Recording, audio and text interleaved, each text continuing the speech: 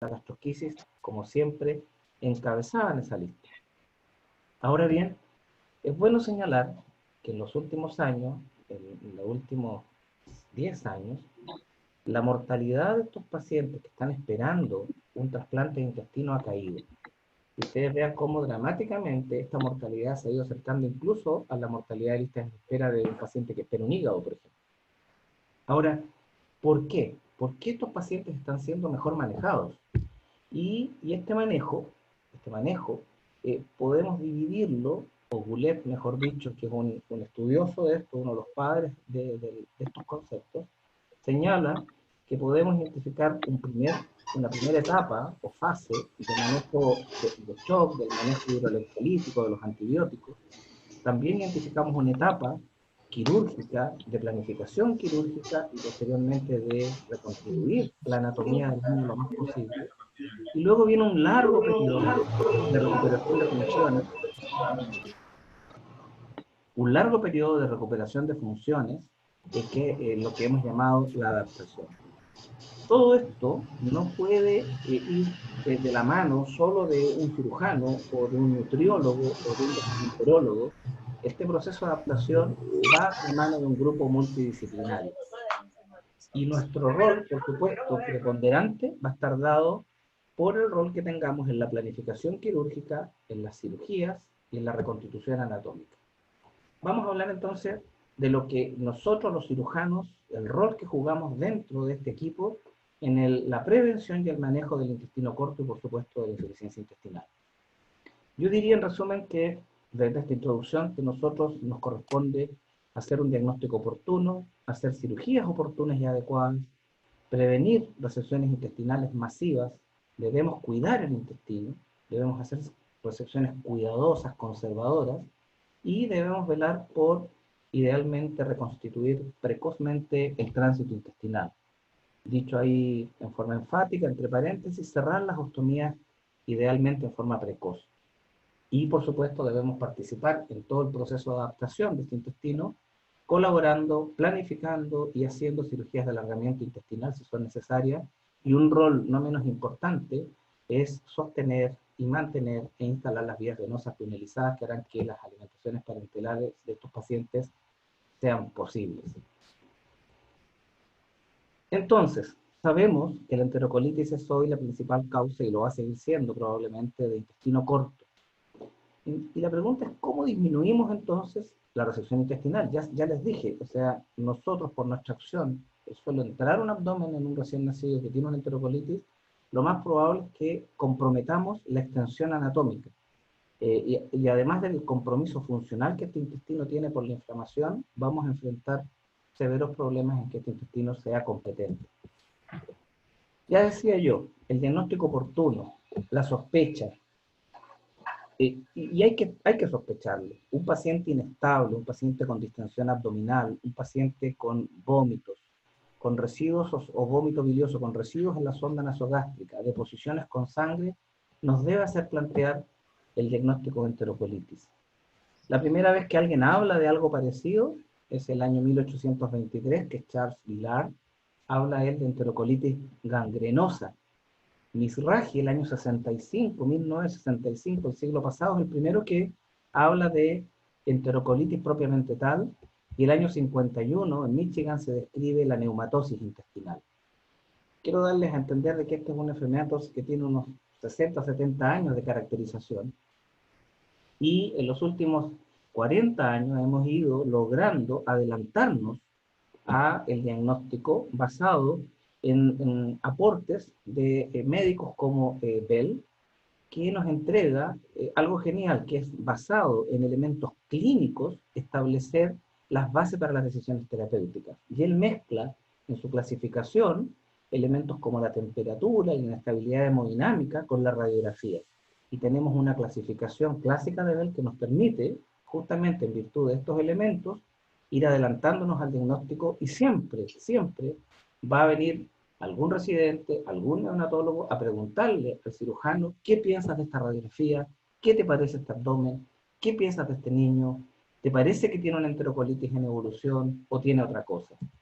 Es nuestra responsabilidad entonces estar atento y participar del diagnóstico. Los doctores Toloukian y Santulli en la década del 70 son los primeros que describen grandes series de tratamiento quirúrgico y de enfrentamiento quirúrgico estructurado para la resolución y el enfrentamiento terapéutico de estos niños. Pues bien, yo habitualmente cuando me corresponde hablar de un tema me gusta hablar de lo que yo hago y porque creo de que así vamos construyendo. Y como veo que hay gente mayor, al igual que uno aquí en el auditorio, espero que podamos al final compartir experiencias y va a ser provechoso para los residentes que organizan esto y ese es el objetivo. ¿Qué hago yo? ¿Qué hacemos nosotros? ¿Tratamiento médico? ¿Tratamiento quirúrgico? Pues bien, utilizamos sí la clasificación de Bell, estamos siempre atentos a los fenómenos descritos ya hace 40 años respecto a la inestabilidad, a la bradicardia, a la distensión abdominal, a la sangre oculta en las deposiciones y a la neumatosis intestinal. Estos elementos que son clásicos, nosotros los consideramos, evaluamos si hay neumatosis, evaluamos si hay sangre en las deposiciones, hacemos diagnósticos de enterocolitis y nos embarcamos en un tratamiento médico en principio, con antibióticos, con alimentación parenteral y un control médico, quirúrgico, radiológico, dependiendo de la evolución del paciente. Ahora bien, ¿cuándo operamos? Cuando yo comenzaba mis primeros pasos de cirujano, hace ya como 30 años, joven ahí, a mí me hablaban de las 5P, y eso basado en un artículo de Kozlowski, en que establecía valores predictivos positivos para cada uno de estos síntomas, y en esos tiempos el gas portal tenía un valor importante.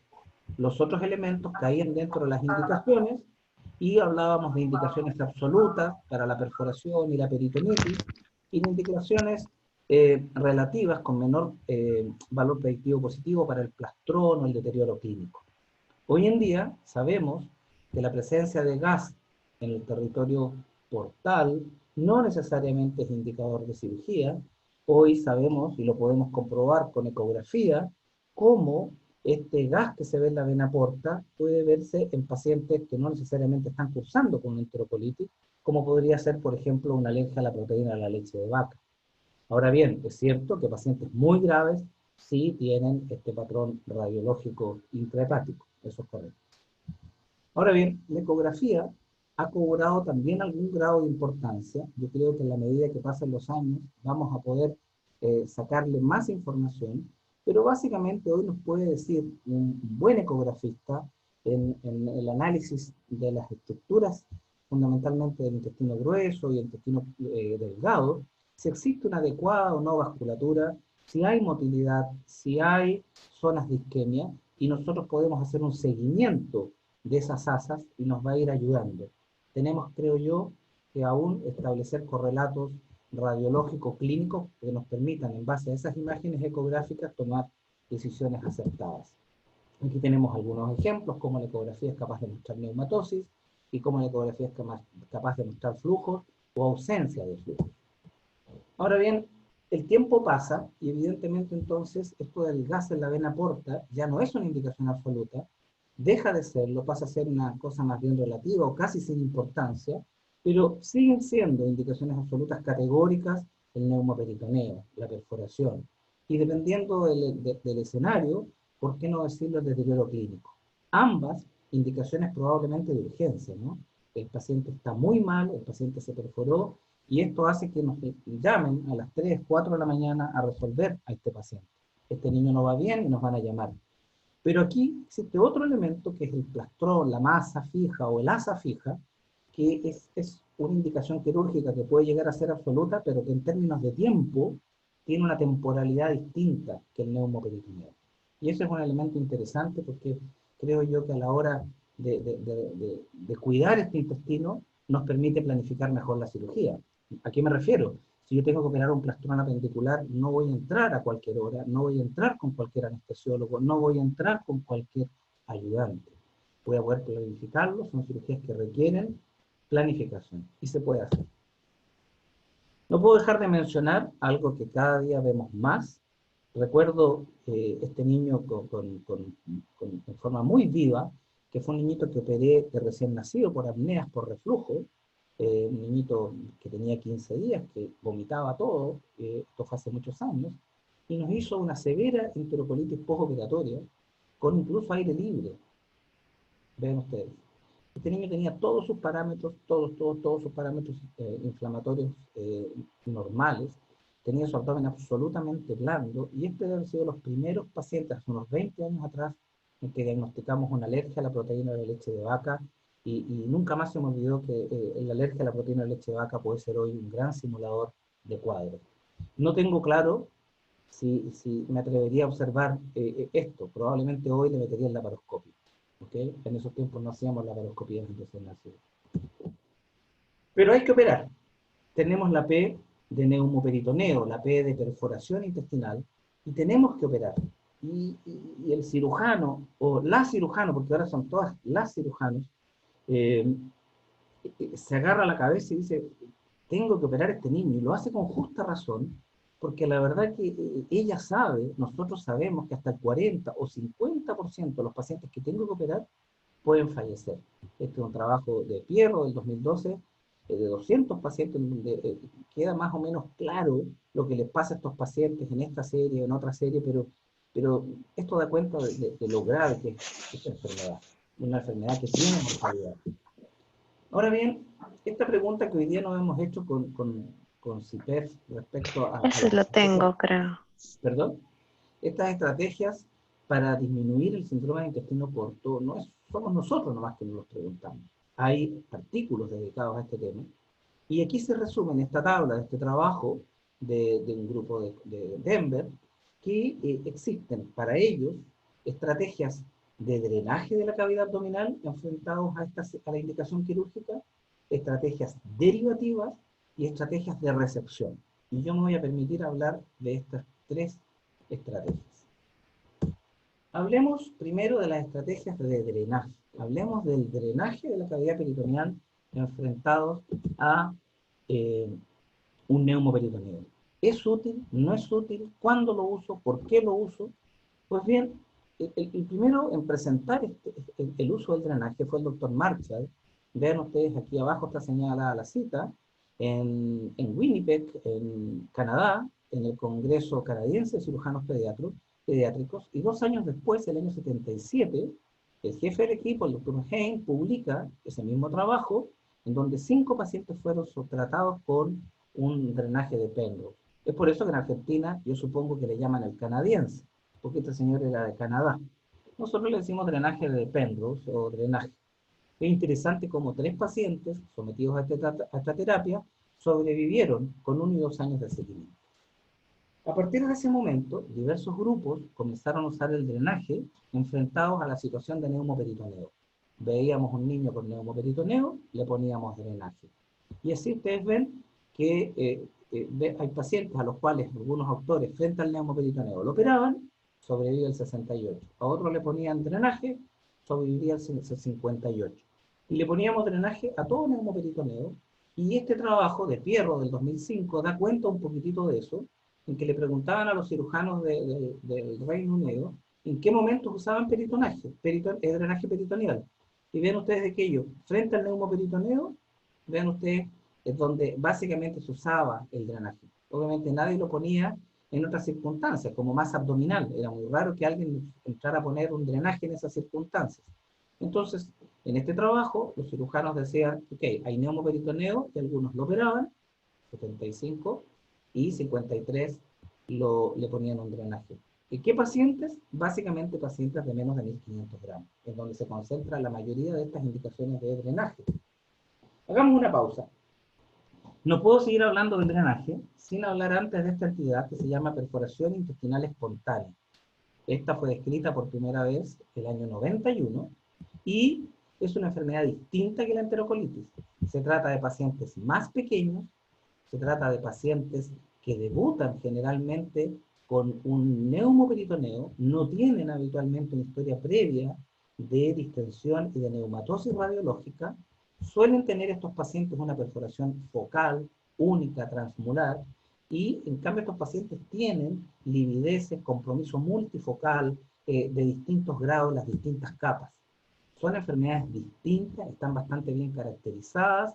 En la perforación intestinal espontánea se ve en niños incluso más pequeños todavía. Ya dije que son de instalación brusca, la perforación intestinal espontánea no está asociada a la alimentación, siempre de algún modo va a tener algún resorte quirúrgico, algo hay que hacer, poner un drenaje, pero requiere que el cirujano esté encima, y se asocia como factor de riesgo al uso de esteroides y antiinflamatorios no esteroidales.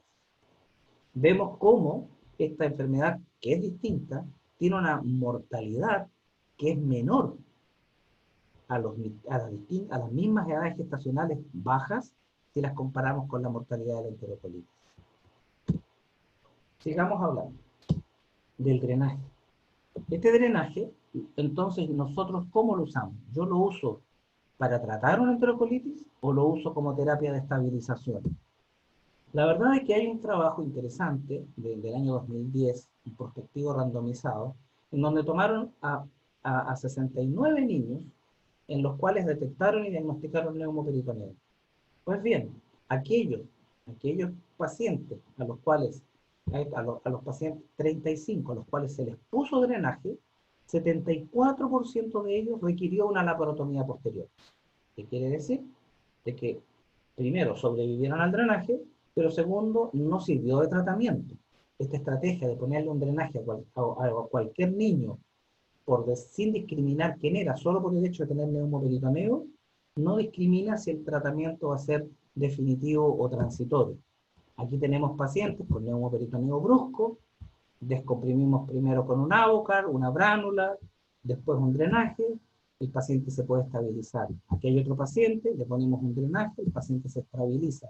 Otro, que sabemos que está con un neumoperitoneo, no sale nada en el primero y en el segundo sí sale. Este paciente tenía una perforación supramesocolónica, una perforación gástrica, y tenía compartimentalizado el aire. No bastó con drenar en el fosa ilíaca derecha, donde lo hago habitualmente. O este paciente en el cual pusimos un drenaje, estaba gravísimo, ya tenía alguna laparotomía y se volvió a complicar y tuvimos que esperar algunas horas que se estabilizara para después operarlo y miren lo que nos encontramos. O este otro paciente en el cual ponemos un drenaje, vean ahí abajo, ponemos un drenaje y 48 horas después el drenaje sigue dando abundante contenido, el paciente necesita ser explorado y detectamos una perforación única, correcto, pero decidimos hacer en este caso una ileostomía pues hacia abajo. Este niño nunca había tenido deposiciones y yo en estas circunstancias sin deposiciones distales prefiero ostomizar. A diferencia de este otro, en el cual pusimos un drenaje, tenía también una perforación única, vean, grande, esto no iba a cerrar, pero en este caso este paciente sí había tenido deposiciones ya desde hace varios días, y en este caso sí me animé a hacer una anastomosis primaria. ¿Eso qué quiere decir? Que hay pacientes en los cuales el drenaje permite usarlo para que el paciente se estabilice. O, dicho de otra manera, yo también lo uso a veces para esperar que llegue el anestesiólogo que yo quiero que anestesie ese niño. En hospitales generales de pronto hay anestesistas que no quieren, anestesiólogos que no quieren anestesiar un paciente de tan bajo peso, y la verdad que hay que entender, y yo prefiero que eso sea en condiciones lo más ideales posible y esperar 2 o 3 horas con un drenaje, con un Penrose, con un canadiense, no, a mi juicio no aumenta la gravedad, al contrario, permite estabilizar al niño. Ahora bien, en este trabajo, que es un trabajo parecido pero distinto, también se agrupan pacientes que tienen neumoperitoneo, pero aquí se diferencian aquellos en los cuales se sospecha una perforación intestinal espontánea de aquellos en los cuales se sospecha enterocolitis necrotizante. ¿Y qué es lo interesante? Lo interesante es que aquí, en aquellos pacientes en los cuales se puso un drenaje de Penrose y se estaba pensando que era una perforación intestinal espontánea, solo el 23% requirieron cirugía. Esto es súper interesante. Esto le pasó a este paciente. Vean, yo le puse un drenaje y al cabo de 4 días empezó a tener deposiciones, le saqué el drenaje y no fue necesario hacer nada más. Por lo tanto, podemos decir que si nosotros establecemos y localizamos e identificamos bien un grupo de pacientes, es posible decir que ese paciente pudiera mejorarse sin tocar su intestino, cuidando su intestino. No es fácil, no es fácil, pero yo lo he vivido y probablemente todos lo hemos vivido. Niños que salen adelante solo con un.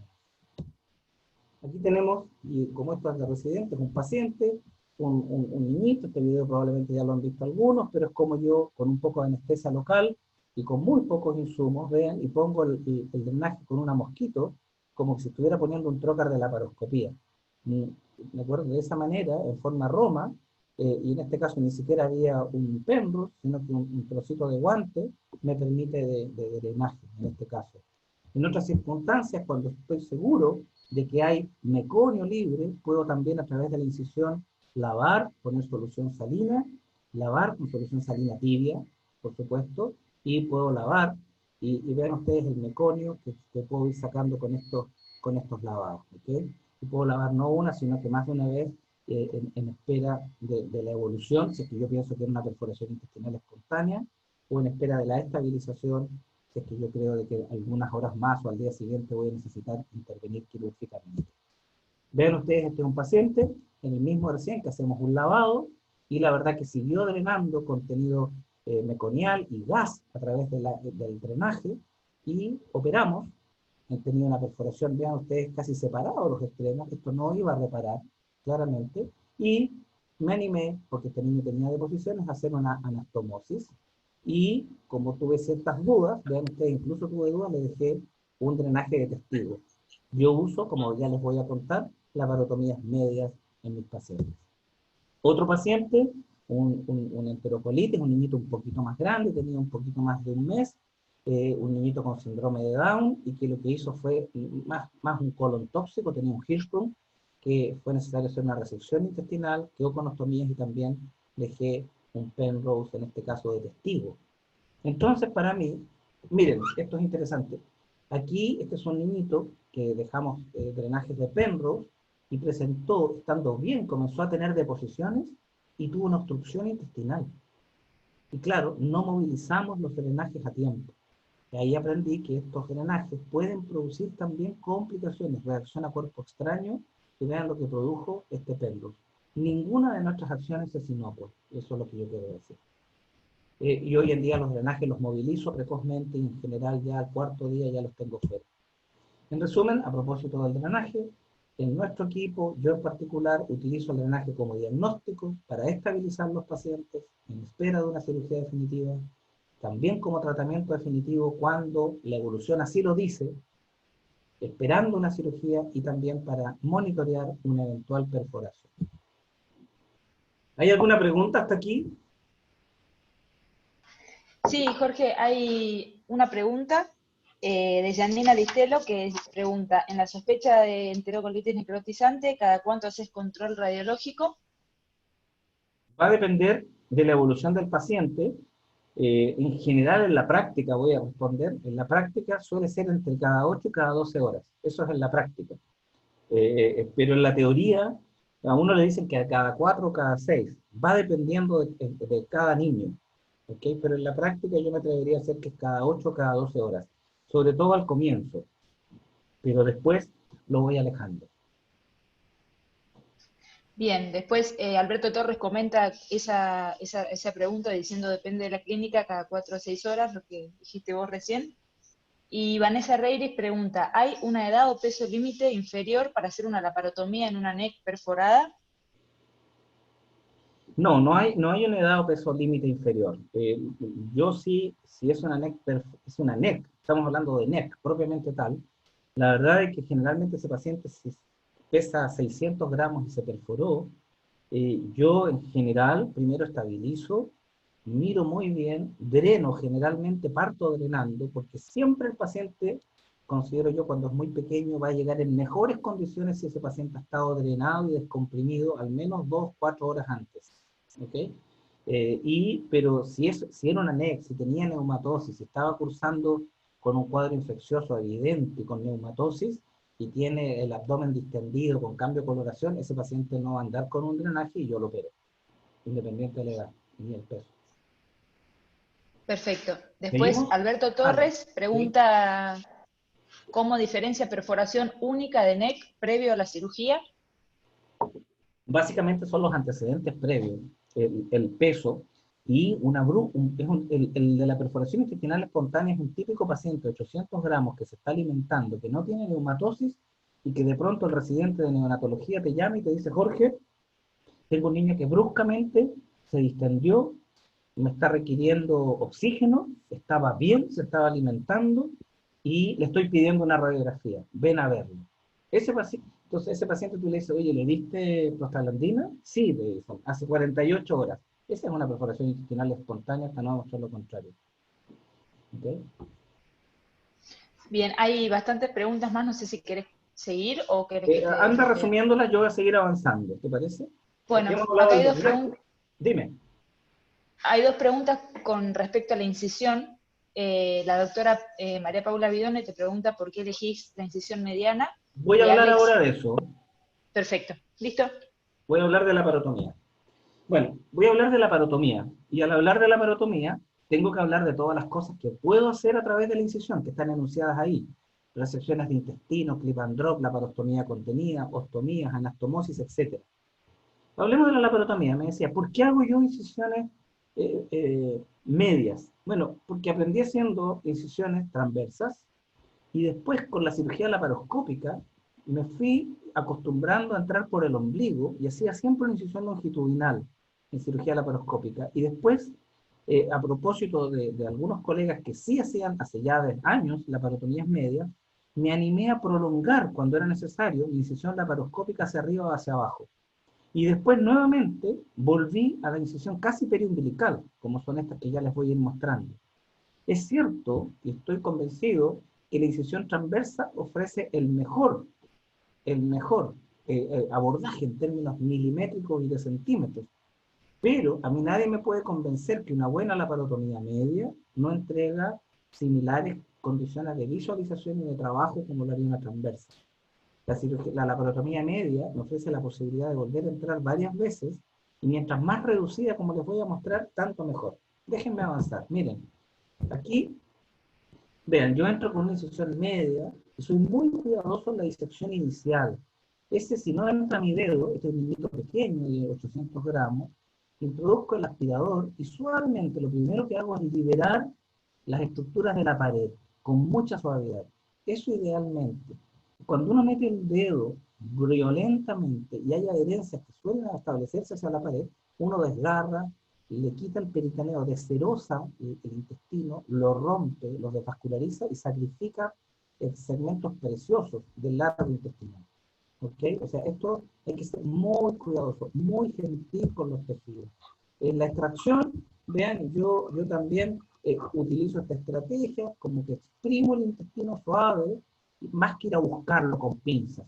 Si se exterioriza, fantástico. Y si no, trato de ir con alguna pinza también muy gentil a retirar el intestino. Y lo mismo ocurre en la introducción del intestino. Trato de hacerlo con mucho cuidadito, con pinzas gruesas. Trato de no usar las de Beckett, que son muy finas, o las Hudson. Uso pinzas gruesas y anchas, como en este caso que estamos haciendo en ileostomía.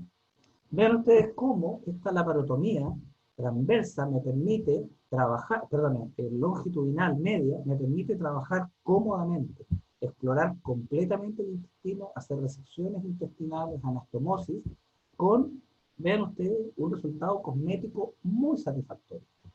Pero no quiero hablar solo de resultados cosméticos. Aquí hay un impacto, a mi juicio, muy potente. Si este paciente se me complica, si este paciente tiene algún problema, yo puedo, con toda facilidad, la próxima vez entrar con una laparotomía media, en donde voy a encontrar menos adherencias y parto hacia abajo. Y si no me resulta, puedo eventualmente hacer una incisión hacia arriba. Y la verdad es que puedo subir, bajar, y incluso me permite nuevamente después planificar mis ostomías. Ostomías que por lo demás, yo desde hace ya muchos años planifico siempre en el cuadrante inferior. No hago ostomías en esta zona. ¿Okay? Tengo que estar muy forzado, pero me atrevo a decir que no hago, no me gusta hacer y considero, en todo sentido, ya les voy a explicar que las ostomías bajo la línea umbilical son satisfactorias. Esto entonces, la laparotomía media, a mi modo de ver, me permite planificar muy bien mi cirugía, me permite volver a entrar al abdomen muchas veces con una adecuada planificación.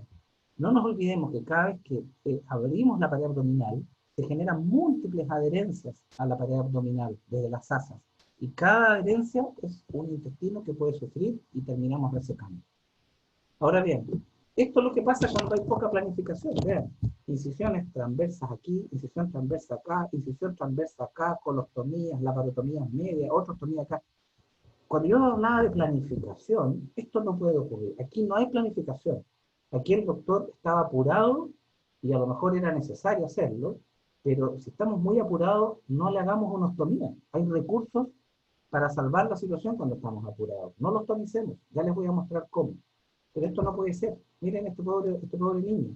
Eh, ¿Por dónde entro? ¿Dónde es seguro entrar cuando tenga que reconstituir el tránsito intestinal? ¿Ok? Entonces, hablemos un poquitito de eso. Hablemos de las resecciones intestinales. Estas resecciones me obligan a mí a evitar resecciones masivas. ¿Cómo diferencio entre lo que está vital y lo que está necrótico? Aquí el concepto del second look cobra mucha importancia. Cuidemos entonces y evitemos resecar zonas que pudieran estar vitales y que transitoriamente están desvascularizadas, como se ve muy bien en esta imagen.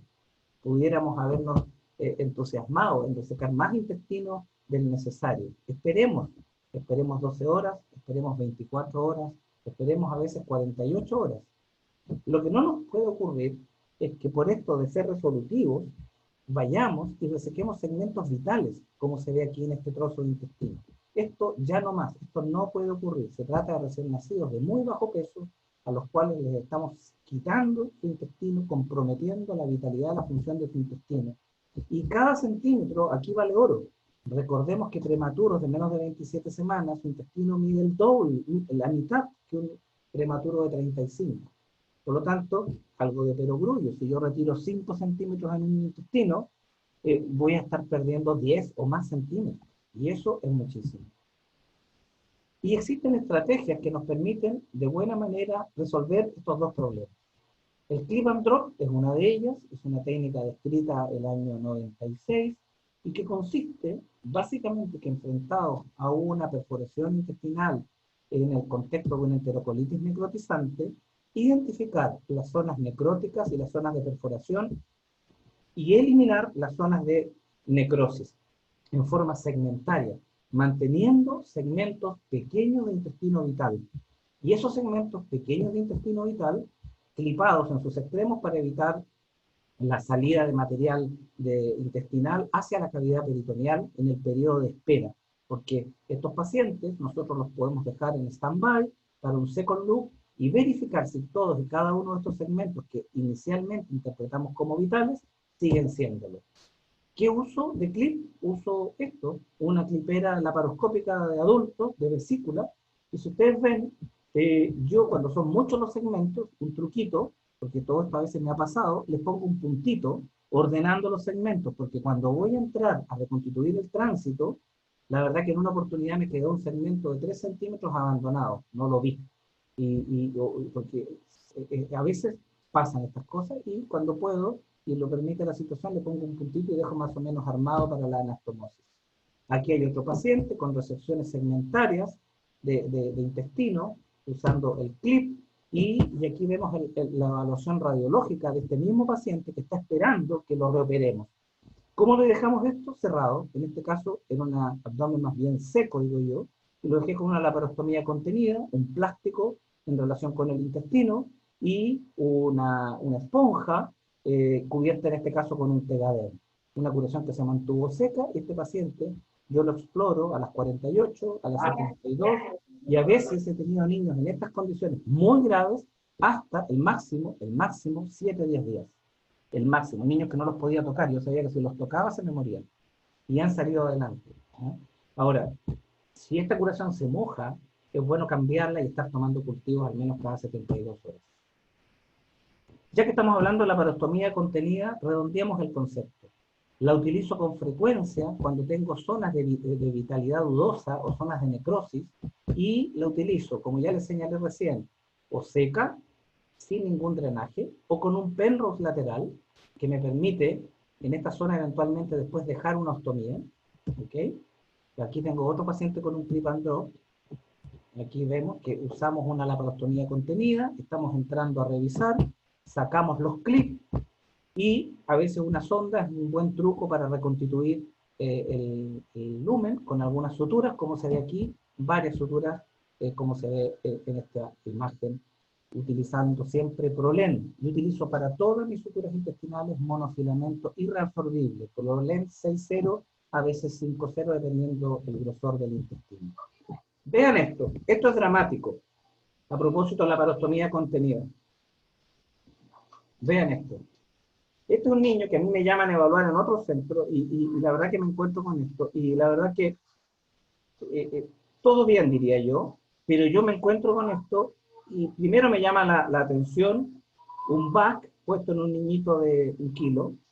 Se ve todo bien, funcionando el BAC, el abdomen está distendido, está blando, ¿ok? Pero hay algo que les llama la atención. Bueno, la verdad es que es increíble cómo es evidente lo que está pasando acá. Vean las extremidades inferiores, vean el color del niño, y esto de las laparostomías contenidas, y esto de los BAC, y esto de los... hay que tener mucho cuidado. Mucho, mucho cuidado. Vean lo que pasó en este caso.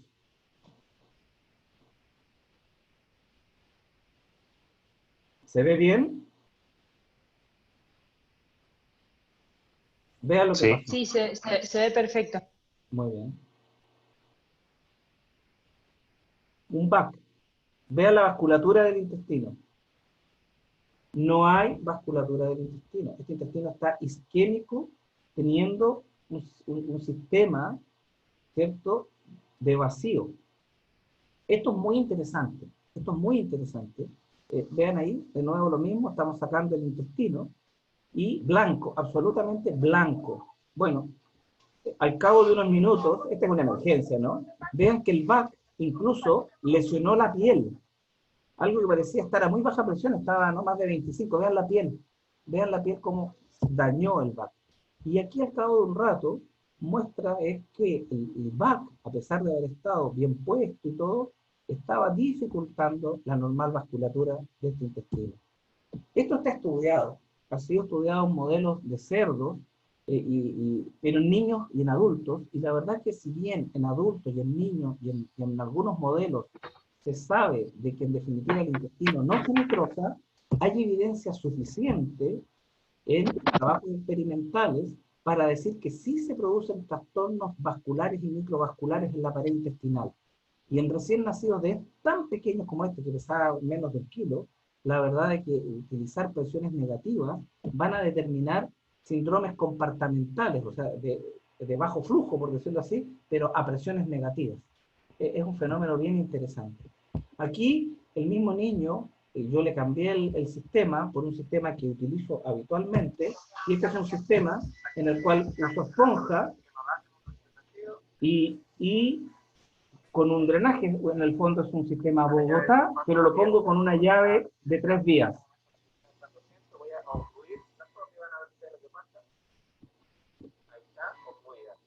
Vean, una llave de 3 vías, vean, y eso balancea, y ahí está abierto y permite aspirar suavemente. Si en algún momento la presión intraabdominal sube, vean, el sistema abre y evita aumentos de presión. La presión nunca va a estar más allá de 20, que es la presión atmosférica, ¿no? Se descomprime en forma automática. Y este paciente lamentablemente falleció a las horas. Obviamente, imagínense ustedes el compromiso isquémico, la acidosis, etc. Aquí era para comentar que muchos de estos procedimientos los hacemos en la unidad de neonatología, y voy a ir ya terminando con algunos otros conceptos. Las ostomías. Existen diversas ostomías. Yo uso fundamentalmente las que están aquí arriba, ostomías únicas con segmento proximal cerrado, o distal cerrado, perdón, segmento distal cerrado, doble ostomía única con un verdadero Hartmann, y la verdad que no tengo experiencia en Santul ni Bishop, no lo hago. Ahora bien, existe un concepto que está acuñado ya hace muchos años relativo a las yeyunostomías defuncionalizadoras. ¿Qué quiere decir? Este trabajo mostró ya hace varios años que suturas en el yeyuno o en el intestino pueden ser protegidas por una yeyunostomía proximal y a las 3 semanas puede ser cerrada. Yo no tengo experiencia, como dije, en Santul y Bishop. Las ostomías dan dolores de cabeza, las ostomías producen problemas, se invaginan, se prolapsan, se cierran, etcétera, etcétera, etcétera. Dan problemas. Vean ustedes cómo se prolapsan. Pero a veces dan problemas que nosotros mismos nos provocamos. Explíquenme ustedes cómo, si a mí me llega este paciente, puedo planificar mi cierre de estas ostomías. O sea, voy a tener que abrir acá y comunicar esto con esto. Esto es falta de planificación. Esto, imagínense lo que significa para este intestino que a lo mejor está funcionando y que tiene tránsito comprobado. ¿Cómo voy a lesionar ese intestino cada vez que tengo que abrir aquí y comunicar esto con esto? Es ridículo. Si esto lo deberíamos haber dejado aquí al ladito, o escondido o incluso asomado, para que sea más fácil todavía anastomosar. O esto otro, vean. Esto lo hice yo, ¿eh? A mí me enseñaron a hacer esto y uno repite. Esto fue hace 20 años, vean. Esto no puede ser, esto no tiene ni una lógica. O sea, yo para reconstituir este intestino voy a tener que tener en la mano ahora todo el resto del intestino. Para. ¿Sí? Aquí vean lo mismo, ¿no? Una tremenda laparotomía, como operaba yo antes, y también me enseñaban, hagan las ostomías. Lo que decía el doctor Peña, estuvo diciendo que hagan las ostomías, porque, no sé, nunca entendí bien ahora, no menos. Pero así lo hacíamos, así lo hice por muchos años. Entonces, el conflicto y la planificación debe ser resuelta en el momento en que estamos operando al paciente. Yo utilizo, ya dije, suturas de Prolén, de monofilamento, y trato de planificar. Aquí, algún tiempo, hice ostomías en el ombligo, me aburrieron, quedan feas, el ombligo se pierde, así que en algunas circunstancias muy especiales, utilizo el espacio subumbilical para dejar una ostomía única, como en este paciente que dejé un segmento de colon abandonado. Después hago una incisión en los anjos y puedo cerrar casi sin secuela cosmética para este paciente. Aquí vean, esto es lo que hago hoy habitualmente. Laparotomías medias, de largo variable, dependiendo de cada paciente, y ostomías en cañón de escopeta o cabos divorciados, como dicen ustedes, en fosa ilíaca derecha. Ojo con las ostomías. Las ostomías producen deshidratación, producen alteraciones funcionales hepáticas, producen incesiones por hongo, retardan la adaptación. Vean aquí un paciente con una yeyunostomía, vean lo que le pasa al hígado. Y lo que es peor, cuando yo empiezo a tratar de rescatar este intestino, yo ya sé que aquí estoy sacrificando 3 centímetros por lado. Vean, zona fibrosa, zona cartonada, zona dilatada. Para hacer una anastomía voy a tomar tiempo. Y es por eso que aquí este caballero, el doctor Bianchi, está apuntando en una conferencia su idea de hacer estas ostomías intubadas, poner una sonda, una Matcot o otra sonda que permita manejar los flujos, extraer el débito proximal e introducirlo, como aparece en este buen esquema del mismo, de puño y letra, hacia el cabo distal. De esta manera, uno logra un doble objetivo: rescatar el flujo proximal y conseguir que este segmento proximal se dilate con miras a una eventual cirugía de alargamiento intestinal. Aquí, más de lo mismo, imágenes de una presentación del doctor Bianchi con estas ostomías intubadas. Ahora bien, y yo que me pregunto siempre las cosas, me digo, ¿y si son distales las ostomías? ¿Por qué tienen que ser proximales? ¿Por qué? Y la verdad es que, bajo la lógica de que si una buena sutura permite que el flujo intestinal vaya hacia adelante, empecé a hacer hace ya unos 10 años ostomías distales a mis anastomías. Y he acumulado una experiencia interesante al respecto, en el cual después de 2 anastomosis, 3 o 4, logro, dejando una ileostomía, continuidad en el flujo. Tengo algunos recaudos, y uno de los recaudos que uso sondas retrógradas, como se ve aquí abajo en la imagen, que entran a través de la ostomía y las empiezo a movilizar a partir de las 48 horas, en general al 5º día ya las saco. Estoy hablando de intestinos cortos, ¿no? Generalmente 40 centímetros, 50 no más que eso, y rápidamente tenemos flujo intestinal a través del ostomía. Acá hay un paciente el que está con su ostomía a través de la boca ostómica, que en este caso también está puesta bajo el ombligo, y vean ustedes cómo está con una sonda desde la boca y otra desde la zona de la ostomía. Aquí resumo algunos pacientes, he hecho hasta 4 anastomosis con ostomías distales. ¿Okay? Aquí les voy a mostrar todo lo que les he dicho en un solo paciente, para ir terminando. Este es un paciente que presenta neumoperitoneo, un paciente al cual le pongo un drenaje.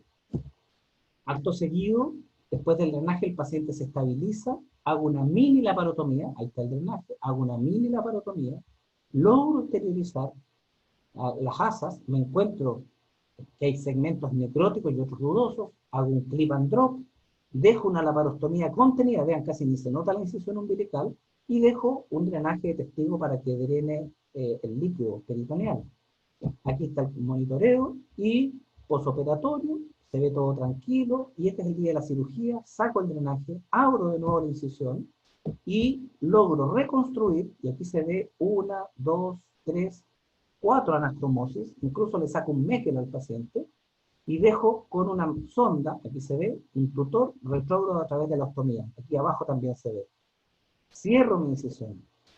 Pasan algunos días, el paciente comienza con tránsito intestinal, y cuando ya tengo tránsito intestinal demostrado, con un poco de prolapso en ambos cabos, entro con una incisión focal, focalizada, a esto yo le llamo reconstituciones intestinales focalizadas, y anastomosis.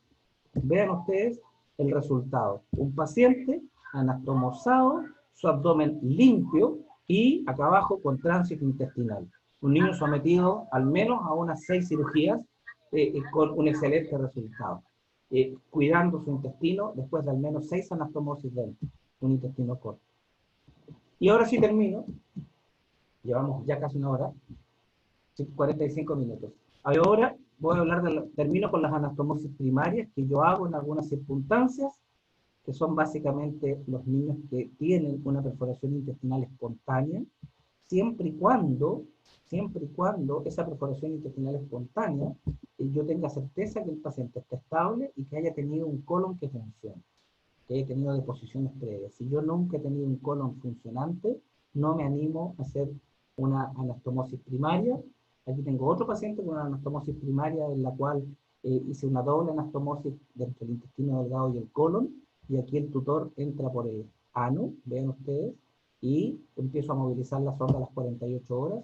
Aquí hay otro paciente con anastomosis primaria también, en donde dejo, aquí no hay tutor, era un intestino corto, vean, recibí gran parte, pero me pareció vital el intestino, y este niño tenía deposición, sí, le dejé un tutor por el ano, disculpa.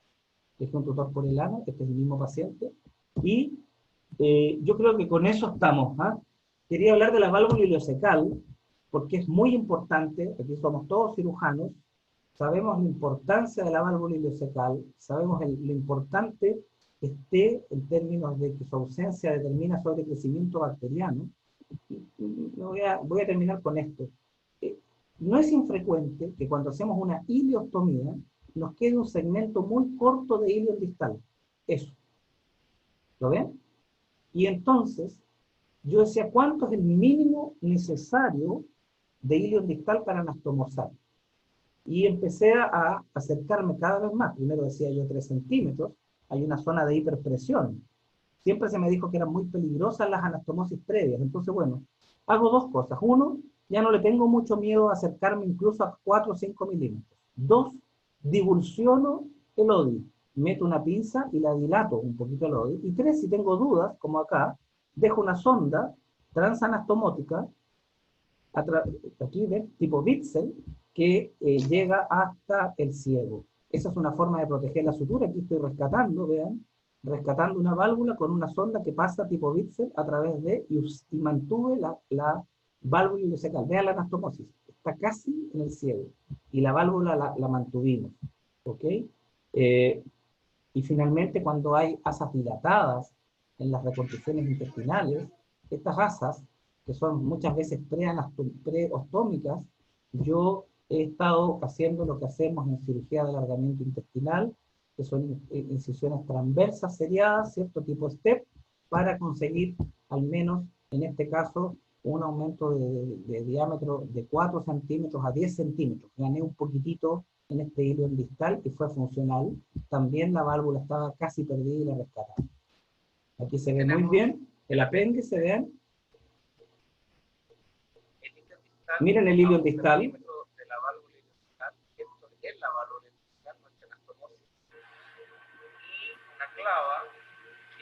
Era una clava pleanastomótica, ¿ven?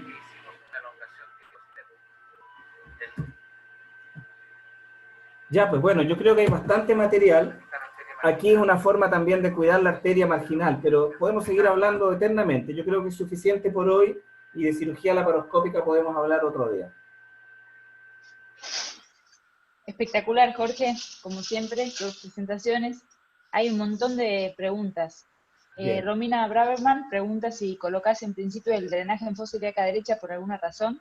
Sí, porque ahí después hago las ostomías en el 90% de los casos. Yo pongo el drenaje donde va a ir después mi ileostomía o mi yeyunostomía. Bárbaro.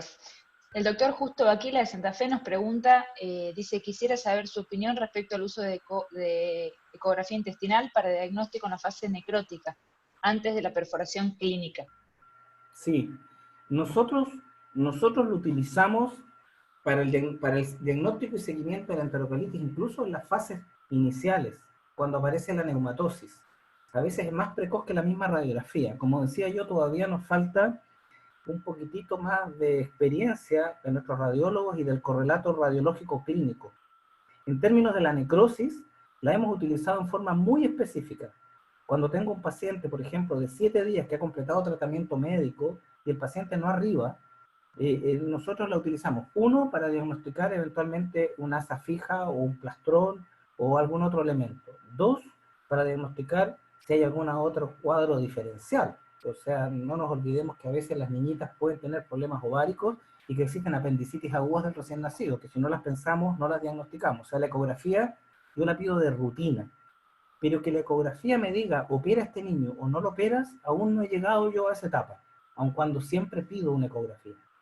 La indicación quirúrgica todavía yo la hago en base a la clínica, a mi mano y a la evolución del paciente.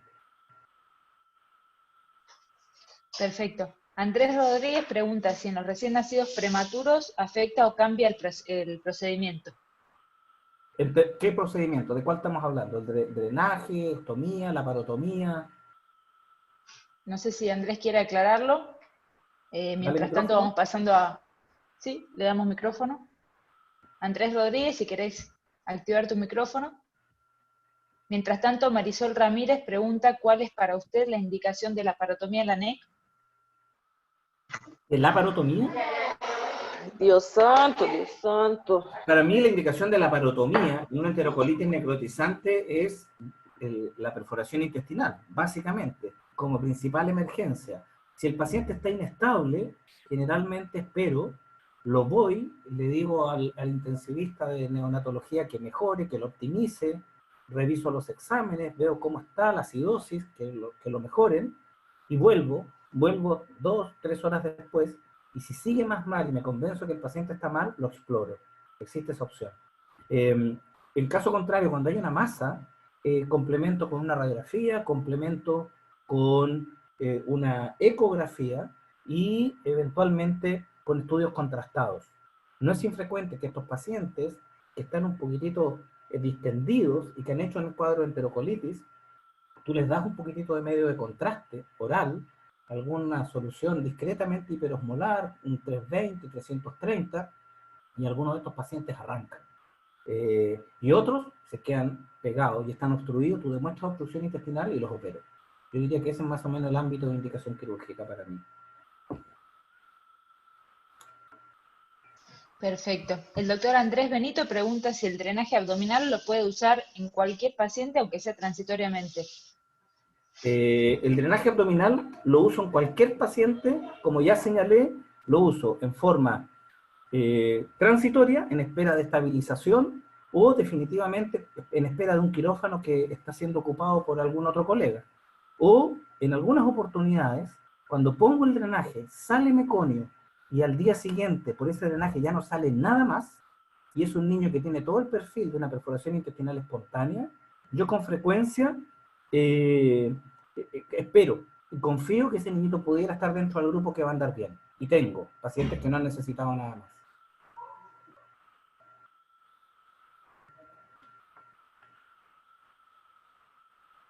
¿Algo más? Perfecto, sí, acá hay otra pregunta. El doctor Juárez Pagasa te pregunta cuándo decide derivar o anastomosar si el bebé ya ha evacuado con anterioridad. Es una buena pregunta. En general, si yo logro hacer anastomosis satisfactorias, una o dos, y el niño ha evacuado, yo tiendo a hacer una anastomosis primaria, ¿ok? Ahora, va a depender de muchas cosas también, porque si el paciente está muy grave, yo en ese momento a lo mejor voy a hacer un clip and drop en vez de anastomosar y voy a entrar 24 48 horas después. Si el paciente está estable, está todo bien, y yo sé que es una perforación intestinal espontánea, que a veces no es una, son dos, pudieran anastomosarlo. Si es una enterocolitis, yo también tengo que estar muy seguro que es una enterocolitis que la estoy pillando en su fase más final, antes de anastomosar. Y si tengo dudas, anastomoso, también hago esto, todo depende, caso a caso, y lo dejo con una laparostomía contenida, ¿de acuerdo? Y con esa laparostomía contenida entro y lo reviso en, un tiempo, en 24, 48, 72 horas. ¿Alguna otra Perfecto. pregunta? Sí, hay un montón. Si Dale. están con tiempo, seguimos. Te cuento, Jorgito, que en un momento tuvimos 400 participantes escuchándote, así que un placer. Denise Perfecto. Sempertegui nos pregunta si usan biomarcadores para ayudarse en el diagnóstico de la NEC. Biomarcadores, como cuáles, por ejemplo, usamos los exámenes habituales nomás, pero no... ¿A qué se referirán? Ahora le pedimos que nos aclare en el chat o que habilite su micrófono. La doctora Samantha Badie, de La Plata, nos pregunta si a todos los pacientes que coloca el drenaje canadiense le realiza el lavado. Depende, si no me sale nada, los lavo, sí, porque es una verdadera paracentesis.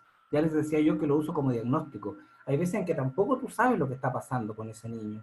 A veces es un día sábado, no tienes ecografista, estás en un hospital público, y a mí me sirve como elemento hacer un poquitito de anestesia y lavar y ver qué viene. Ahora, en general he ido aprendiendo de que es una buena cosa hacer el lavado. Cada vez lo hago más, eso es cierto. Sí. Antes lo hacía menos, lo hacía más en situaciones más excepcionales. Hoy en día, cuando parto para instalarlo, siempre tengo una sonda 8 que me permite hacer el lavado y solución salina tibia. Sí. Yo diría que hoy lo hago en todos. Bien, Marisol Ramírez nos pregunta si deja un drenaje por REC perforada y el paciente está inestable, ¿cuánto tiempo dejarlo con el drenaje? Ya, con el Penrose o el canadiense. Claro, mira, depende. Si el drenaje está dando y el paciente se empieza a mejorar, y se mejora, y se mejora, y se mejora, y se mejora, 72 horas, pero si tú le pones el drenaje y a las 8 horas, a las 6 horas el paciente está igual, y tú ves que viene por aquí y salen unas burbujitas de aire al lado del drenaje, ese niño yo lo opero. Lo opero a las 6 horas o a las 8. Apenas me doy cuenta de que no evolucionó bien. Muy parecido Bien. a lo que hago con algunos pacientes a los cuales profeso, les puse el drenaje, el Penrose, sabiendo que en 4 horas más lo opero, en espera de un buen quirófano o de un buen anestesiólogo. Gracias, La doctor. doctora, la doctora Vanessa Reyes pregunta, cuando uno se encuentra con una necrosis intestinal total, ¿qué se hace? Si haces una resección en la primera instancia o haces un second look, y cuando entras en la segunda cirugía, cuando te encontrás con esta necrosis, también, ¿qué haces? Bueno, a ver, generalmente un second look. Ustedes vieron lo que hice en ese niñito en que había una necrosis total. La verdad que siempre hago un second look y dejo una laparostomía contenida lo más relajada posible y darle la oportunidad que ese paciente mejore. Cada caso es distinto, va a depender de nuevo de las condiciones. Si yo al abrir el abdomen me encuentro con una necrosis masiva, obviamente en ese instante intento que se recupere el intestino. Si no, lo reingreso a la cavidad, dejo una laparostomía contenida y evalúo a las 8, a las 12 o a las 24 horas. Ahora bien, distinto es si yo entro y me encuentro de verdad material que se me deshace en las manos. Eso yo prefiero, si el paciente lo permite, desfocarlo rápidamente, cortar, y la verdad que lo que les mostré tan elegantemente como un clip and drop, en alguna oportunidad no lo he hecho. He cortado, sacado, ¿de acuerdo? Y lavado y cerrado. 15 minutos. No hay clip, no hay tiempo para nada, cierro, dejo la parostomía y que el paciente mejore un poco. con el intestino abierto. La verdad que más sucio de lo que ya estaba no va a estar. Ingreso después ya, ojalá en forma más electiva. Pero básicamente siempre hay alguna opción de que algo de intestino recupere. Va a depender también si el compromiso vascular es a expensas, como suele ser, de la mesentérica superior, si hay algún componente de la cólica media o de la pendículo-cólica que irriga un poquito hacia proximal el ilion. Entonces hay variantes. Va a depender de cuánto está irrigado por arriba el yeyuno proximal, y sumando podemos llegar a tener 10 centímetros por arriba, 4 centímetros por abajo, más un pedacito entre medio que quedó vascularizado, y ya tenemos 20 centímetros. Y algo podemos hacer con eso. ¿Dónde estoy yo? Dos preguntitas con respecto a los segmentos intestinales. Uno pregunta cuando dejas segmentos cortitos y los vacías, y te preguntan también por qué utilizas Prolene para la sutura. Sí. Mira, sí, si tengo tiempo, porque todo depende, ¿no? A veces tengo tiempo, voy y los lavo. Sí, les lavo antes de poner el clip, con solución fisiológica tibia, es correcto.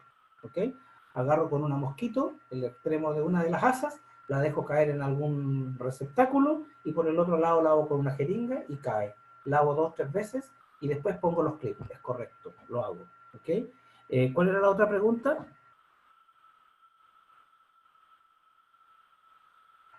¿Por qué utilizas el Prolene para las suturas?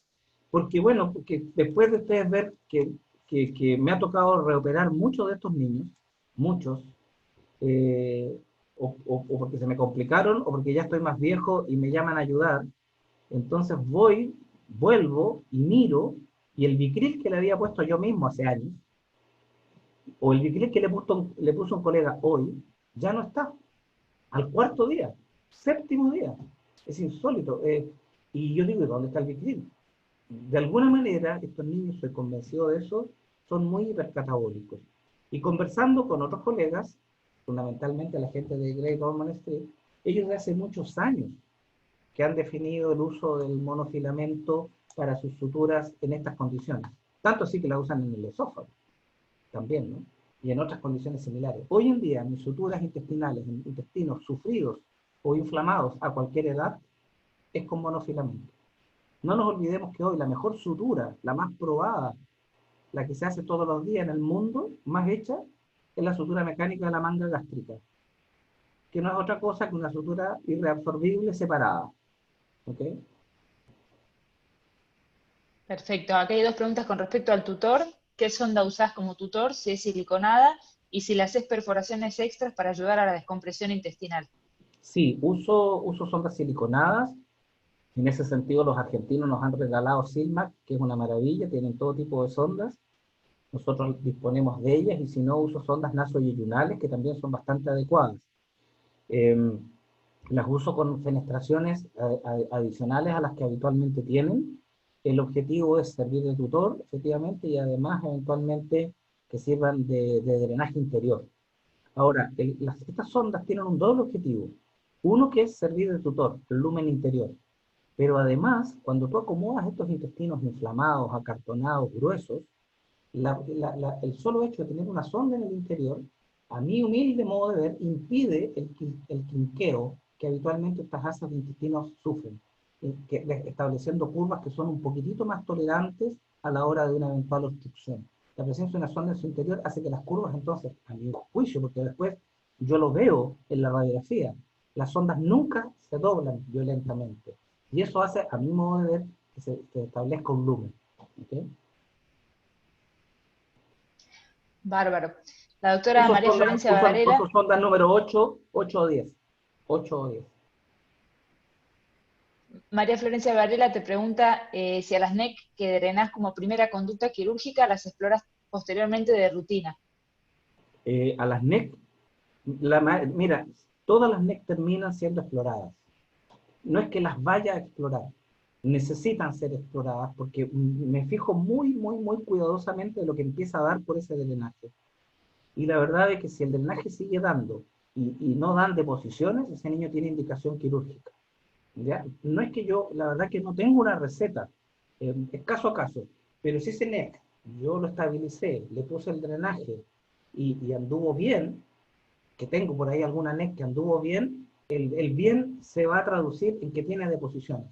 Pero ojo, no hay que cantar victoria, hola Flor, porque la verdad es que estos pacientes en algunas oportunidades hacen obstrucciones intestinales. Y tú estabas feliz y al mes tienes que operarlo por una obstrucción intestinal. Con respecto a las perforaciones intestinales espontáneas, hay dos preguntas. Una que te dice si pueden existir dos en áreas separadas o si siempre tiene que ser una sola. Y la otra, si hay algún segmento del intestino que sea normalmente más afectado que otro por la perforación Sí, intestinal puede ser espontánea. más de un área. Hay historia, sí, que se pierde, yo creo que se mezclan, si todo esto es un espectro, ¿no? Efectivamente, en mi experiencia, suelen ser a veces más de una perforación, dos o tres a veces, ¿ya? Me ha tocado ver dos o tres antimesentéricas, netas, perfectas, increíbles, ¿ok? Ahora bien, lo que se describía que era el compromiso más bien del intestino delgado distal, ilion, en mi experiencia no es tan así. Cada día veo que se me han ido subiendo las complicaciones. Y tenemos siempre forzosa necesidad de ir a suturar una sutura que está a 30 centímetros del yeyuno. No me preguntes por qué siempre está a 30 centímetros del yeyuno. O no sabemos medir, o todas las reglas miden lo mismo, pero habitualmente como a 30 centímetros ya tenemos una perforación. ¿Ok? Que suele ser esa la ostomía que dejamos asomada y que es la que nos da los grandes dolores de cabeza de las pérdidas aumentadas, de la nutrición parenteral, motivo por el cual yo inicié esta idea loca de anastomosar y derivar distal. Entre paréntesis, ninguna de esos 12, 13 pacientes que tengo con esa estrategia me han filtrado, ¿eh? Nunca. Perfecto.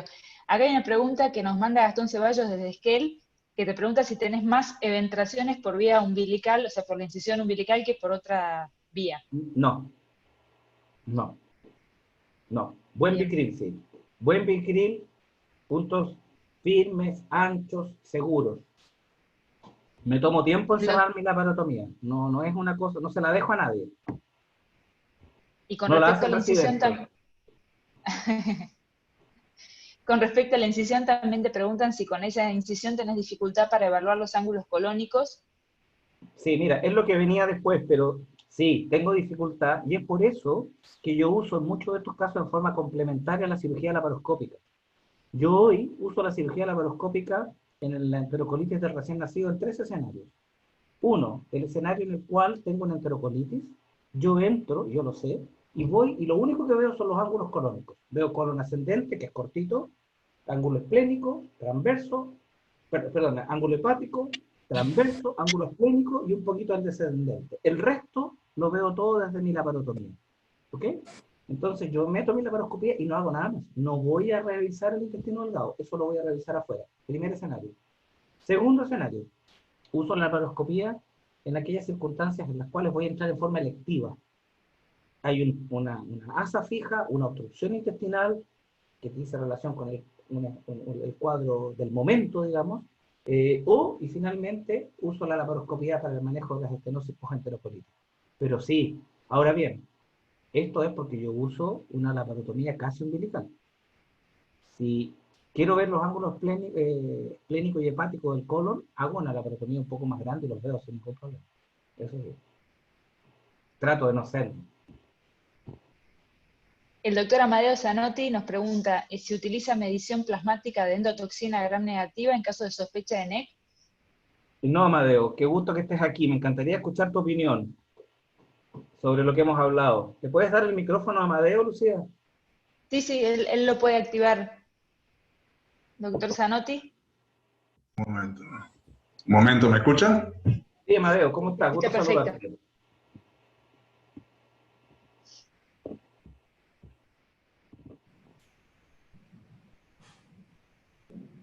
Ahora no se lo escucha, doctor Zanotti. Active el micrófono. Ahora Se sí. activó. Ok. Bueno, no, sobre todo en el diagnóstico precoz es fundamental para preservar intestinos. Lo antes que intervengamos, en el sentido de que una vez que tengamos eh, sospecha de necrosis intestinal, menos segmentos vamos a tener que extirpar. También me ha tocado la oportunidad de hacer varias anastomosis, hasta 7, en un paciente, y que está bien, se sobrevivió, y me tomé la locura de cerrarlo en forma primaria, sin ostomía, ni distal ni proximal. Lo que hice fue ordeñar todo el intestino hacia el estómago, separando cada segmento que estaba viable, lo limpiaba, y lo que quedó proximal hasta el estómago, hice un ordeñamiento del intestino hasta el estómago, vaciando por la sonda nasogástrica. Y así se quedó.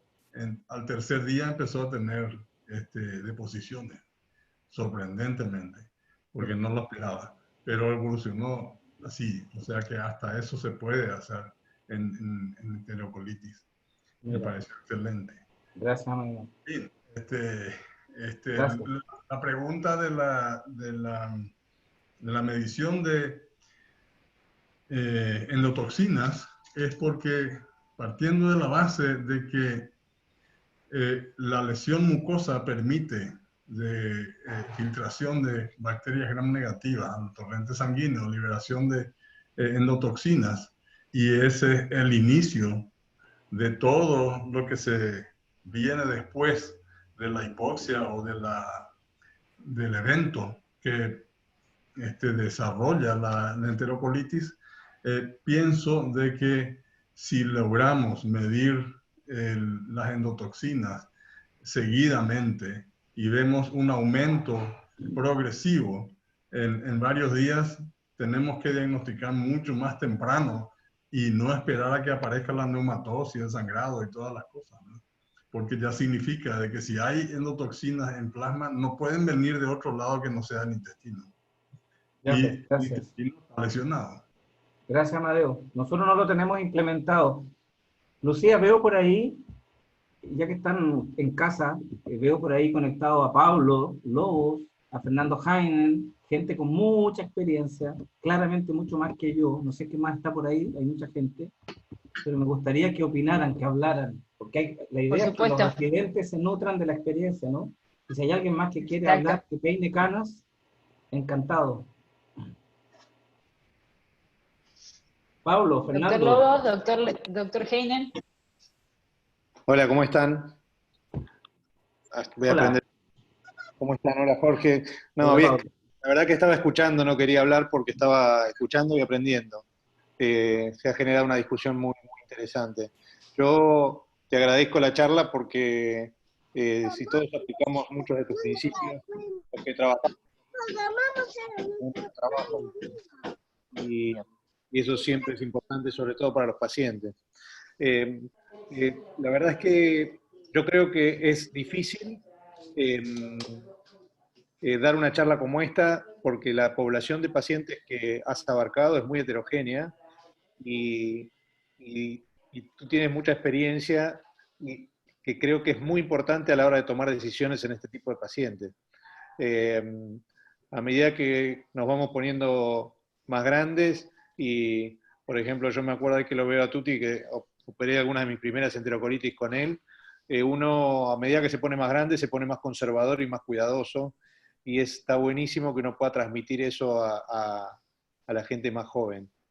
El único mensaje que yo quiero transmitir es que ninguno de estos pacientes, aún los más graves, deben ser dados por perdidos, porque hoy en día tenemos incluso la posibilidad en la mayoría de los países de Latinoamérica que estos pacientes, aún aquellos que tienen muy poquito intestino residual, puedan sobrevivir gracias a la mejora de la nutrición parenteral y la aparición de la parenteral domiciliaria.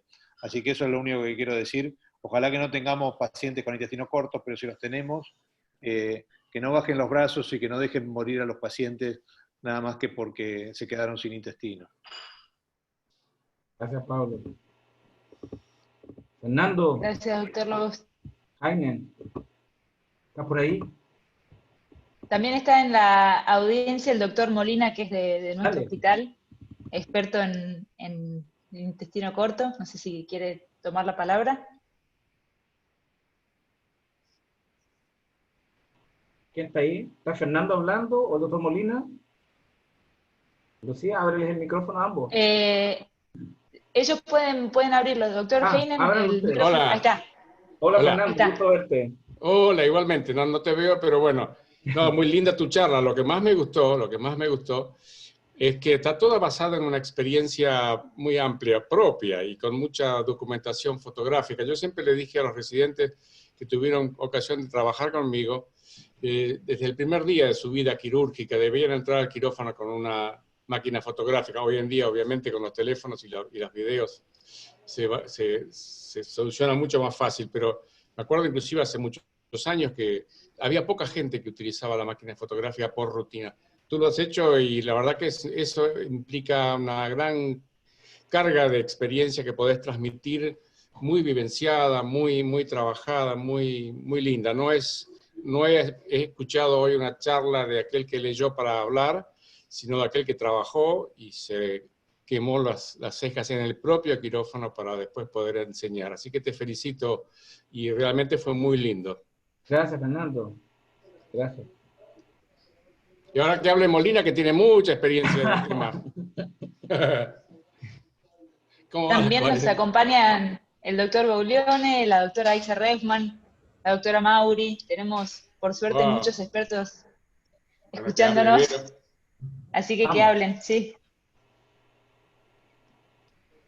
Pueden levantar su micrófono. Y podés, si querés, pasar el host a Lucía, así lo podemos ver la cara. Lucía. Yo estoy acá, no sé si se me ve. No, no se te ve ahora, ahí está, sí. Que estás duplicada, ya, ok. Estoy duplicada. ¿Qué más? ¿Alguien más quiere decir algo? La verdad que hay muchísimas preguntas, no sé si yo nos da tengo el tiempo para... Así que sí, yo estoy encantado, sí. Te voy a leer una pregunta que... Hola. ¿Sí? ¿Hay alguien ahí que quiere hablar? Sí, buenas tardes. Yo soy la doctora Susana Noriega, jefa de cirugía del Hospital Alejandro Posadas de Buenos Aires. Así que le agradezco, Susana, doctor, encantado. la charla. Un gusto. A usted personalmente no lo conocía. Muchos de los que están encolumnados sí. Y quería compartir un poquito la experiencia de algunos años y decir que hoy en día sigue siendo el desafío más grande en la enterocolitis necrotizante, la oportunidad quirúrgica antes de la perforación intestinal, y que de haber seguido todos los parámetros que marca la bibliografía en el tiempo, con respecto a las imágenes, con respecto al consumo de plaquetas, a la enterorragia, finalmente gana la clínica y la semiología abdominal para encontrar el momento más oportuno. Y es claro que operar el paciente neonatal, y más si es un prematuro, antes de la perforación, nos da otra performance, otro pronóstico.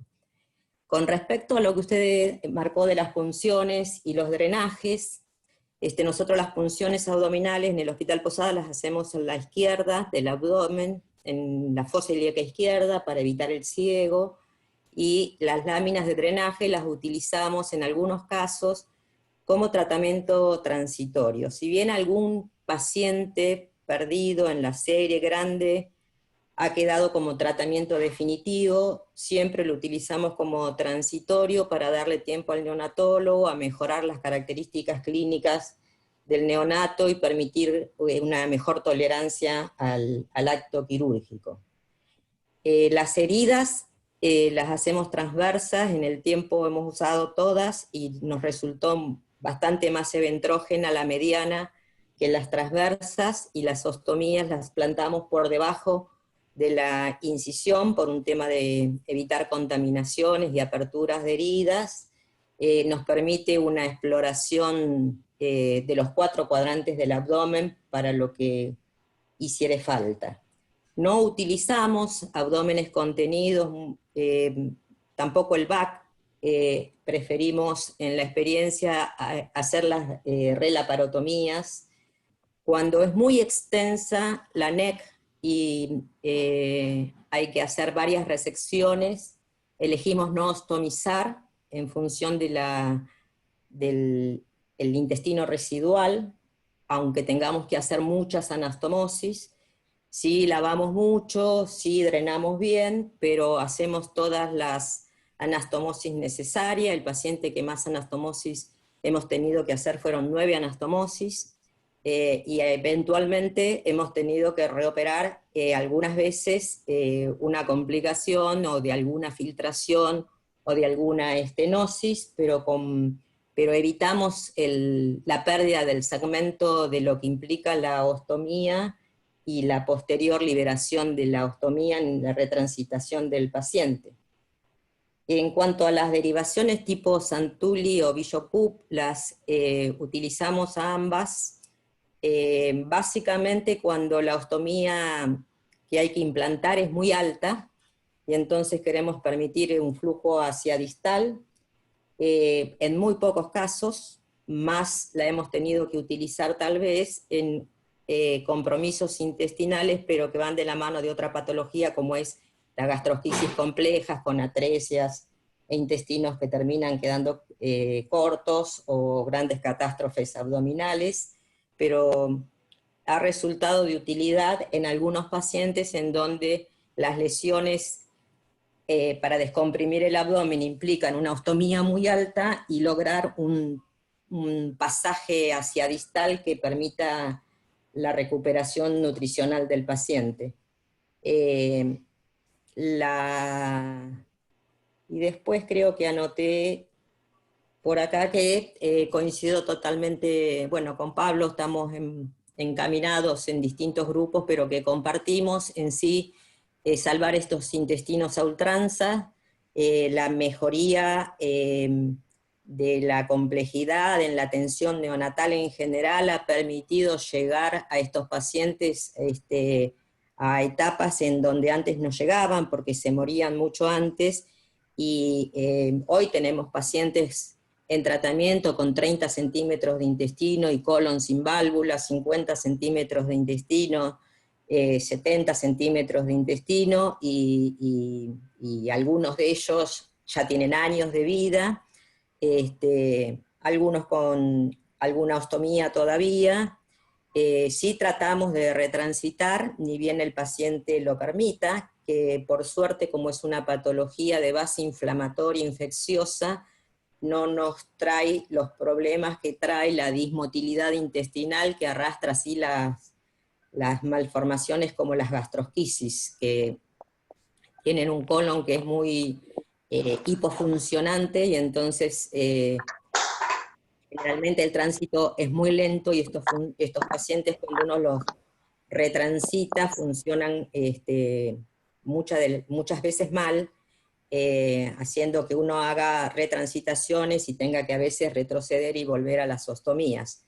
En el caso de las NEC, dándoles el tiempo de enfriamiento del proceso inflamatorio infeccioso, las reconstrucciones de tránsito intestinales en general son mucho más favorables. Nada más. Muchas gracias, doctora Susana Noriega. Ahí está el doctor Arturo Molina. Si quiere decir unas palabritas, ya que contamos con su presencia. ¿Qué tal? Buenas noches. Tanta gente que uno no ve hace tanto tiempo. Yo, como dijo alguien recién, escuché, porque no vi quién era, perdón, ¿no? Pero no tenía la imagen. Alguien dijo, nos vamos poniendo grandes y nos vamos dando cuenta de ciertas cosas. Vamos siendo cada vez más cuidadosos, ¿no? Entonces digo, lo que ocurre dentro del quirófano con el paciente de la enteritis necrotizante, que suele ser un paciente grave, claramente es lo que el que está en el momento de la cirugía puede evaluar ciertas cosas y ciertas cosas no. A veces los pacientes no dan tiempo para tanto, ¿no? Eso por un lado. Y por otro lado, tomando un poco lo que decía la doctora que hablaba recién, dice, la cantidad de anastomosis que uno debe hacer, esto también es una cuestión de, uno cree por ahí, en su justa medida. Creo que es en su justa medida como se deben hacer estas cosas, ¿no? Hay pacientes que el exceso de anastomosis por por preservar unos pocos centímetros de intestino, le generan más problemática en el futuro que beneficios, ¿no? Esto por un lado, y no sé si todas las veces, hay pacientes que uno sabe que debe hacer ciertas resecciones para evitar que se muera, pero hay otros pacientes que si uno hace más resecciones y más anastomosis de lo que debe, probablemente esas anastomosis traigan bastantes dificultades en el futuro, ¿no? Cuando uno tiene una cierta cantidad de intestino y preservar esa buena calidad, a veces creo que uno tiene que elegir entre la buena calidad y la cantidad de intestino que deja dentro de ese abdomen, porque la siguiente cirugía puede ser una cirugía de gran dificultad, porque no sabemos por qué, ¿no? Pero sí que pueden tener muchísimas adherencias y demás cosas con intervenciones no tan grandes. Y cuando uno ya tiene nosotros en general en el Hospital Ludovica lo que recibimos, está bien, recibimos pacientes propios nuestros operados, pacientes de la neo nuestra, pero recibimos muchos pacientes que vienen de otros lugares y hay tantos pacientes que podrían haber recibido mucho menos intervención, por lo tanto con mucho menos consecuencia, y tomo de nuevo lo que dijo, no sé, creo que fue Pablo Lobos, a medida que va pasando el tiempo uno se vuelve más cauteloso, ¿no? Todos tenemos una anécdota de algún día. Ahora, hace poquito tuvimos un paciente que había sido una malformación anorrectal leve, que terminó en una fístula intestinal muy compleja y que todavía está en proceso de recuperación muchos días después de la cirugía de reconstrucción del tránsito. Y por supuesto la preservación de los vasos en esos pacientes es fundamental. Así que, bueno, me alegro mucho que el tema de intestino corto, con el que crecimos y fuimos envejeciendo a través de más de 2 décadas, un tema que esté siendo tomado por todos y cada vez más, y por suerte los neonatólogos consiguen, y la gente que hace nutrición parenteral y los que hacen parenteral en domicilio, que pueden prolongar la vida de estos pacientes con buena calidad, por suerte están cada día, parece, a medida que pasan los años, cada vez más entusiastas con esto. Ya no existe esa soledad y ese desierto que había hace 15 años. Así que bueno, saludos a todos y muchas gracias por tomar el tema. Bien. Nacho, ¿me puedes devolver el video que me tienes bloqueado? Sí, ya te di, Jorge. Tendrás que poder... Bien. Ahí estás. Ahí estás. Bueno, Lucía, yo creo que ya estamos abusando ya de todo el mundo. Para mí ha sido un privilegio, un placer acompañarte, acompañarlos. Qué gusto ver tantas caras conocidas, tantos amigos. Y estoy seguro que nos vamos a volver a encontrar. No tengo duda de eso, en algún CIPESUR o en algún otro congreso. Así es, Jorge. Encantado. El privilegio es nuestro de haberte podido escuchar y bueno, y de haber podido escuchar a todos estos expertos que se reunieron en esta charla. Queremos agradecer a la CACIP, porque si no fuera por ellos no podríamos contar con este Zoom para un número limitado de participantes y de tiempo. Los esperamos en nuestra siguiente charla el miércoles que viene, y muchísimas gracias a todos por haber participado. Te quiero decir que hay gente que te está sugiriendo que tenés que escribir un libro, Jorge, con todas tus anécdotas. Bueno, oye, bueno, sos muchas gracias. El ídolo de varios. Me anima a compartir esto y bueno, me encantaría de que si alguien tiene observaciones particulares, alguno de mis comentarios me los hicieran saber. Si hay algo de lo que dije, que son muchas cosas que uno va convenciéndose, la idea, y yo me atrevo a veces a mostrar estas cosas, es justamente para que alguien salga y me diga, Jorge, estás rotundamente equivocado. Espero que sea así, porque si no, y esa es la idea, ¿no? Y yo los desafío a que prueben las cosas que les estoy diciendo que de verdad, basado en varios pacientes, van bien, ¿ok? Estén abiertos. Yo creo que ese es el truco. Mucho gusto, Lucía, gracias a todos. Cuídense. Gracias a vos, Jorge. Excelente presentación y bueno, muchos agradecimientos acá en el chat. Cuídense todos. Nos vemos pronto. Gracias a todos. Saludos. Chao. Hasta luego. Chao, chao. Gracias.